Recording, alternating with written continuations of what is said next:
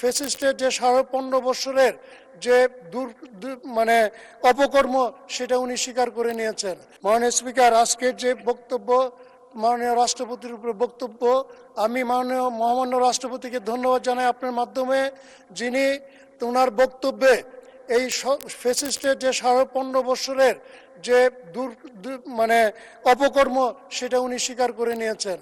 ধন্যবাদ জানাই মহামান্য রাষ্ট্রপতিকে, যিনি শহীদ প্রেসিডেন্ট জিয়াউর রহমানকে স্বাধীনতার ঘোষক হিসেবে স্বীকৃতি দিয়েছেন এবং দেশনেত্রী বেগম খালেদা জিয়াকে আপসীন নেত্রী এবং তার ত্যাগের সংগ্রামের কথা উনি বলে গিয়েছেন।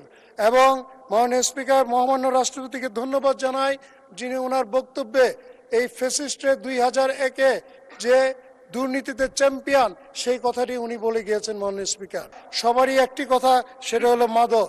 আমরা যদি মাদকের বিরুদ্ধে, মাননীয় স্পিকার আমাকে একটু 2 মিনিট বাড়িয়ে দেওয়ার জন্য অনুরোধ জানাচ্ছি। মাননীয় স্পিকার, আমরা যদি এই মাদকের বিরুদ্ধে আমরা সোচ্চার না হই, আগামী দিনে এই যুব সমাজ এবং তরুণ সমাজ ধ্বংস হয়ে যাবে।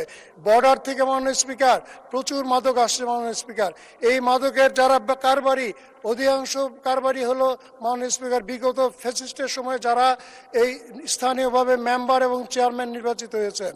আমরা তাদেরকে যদি বিভিন্ন শুধু পুলিশের মাধ্যমে সম্ভব না। মাননীয় স্পিকার, আমার মনে হয় এই মাদকের বিরুদ্ধে টাস্ক ফোর্স গঠন করে কিংবা যৌথ বাহিনীর মাধ্যমে মাননীয় স্পিকার এই মাদককে নিয়ন্ত্রণ করা জরুরি। মাননীয় স্পিকার, মাননীয় স্পিকার, বিজয়নগর উপজেলার আমাদের চান্দুরা থেকে সিঙ্গারবিল পর্যন্ত একটি মাননীয় সদস্য 1 মিনিট সময়, একমাত্র লাইফলাইন। মাননীয় স্পিকার, এই রাস্তাটি আমার মনে হয় থেকে সরিয়ে মাননীয় স্পিকার রোডসেন হাইওয়ে নেওয়া উচিত। মাননীয় স্পিকার, মাননীয় স্পিকার, আমি ব্রাহ্মণবাড়িয়া সদর শিক্ষা সংস্কৃতি শহর ব্রাহ্মণবাড়িয়া। মাননীয় স্পিকার, ব্রাহ্মণবাড়িয়াতে আমাদের মাননীয় স্পিকার একটি মেডিকেল কলেজ ইতিমধ্যে আমরা বিগত ইন্টারিম গভর্নমেন্টের সময় আমরা তৎকালীন অর্থ মন্ত্রণালয়ের মাধ্যমে একটা ডিও করেছি এই মেডিকেল কলেজটি বাস্তবায়নের জন্য। মাননীয় স্পিকার, আপনার মাধ্যমে অনুরোধ জানাচ্ছি।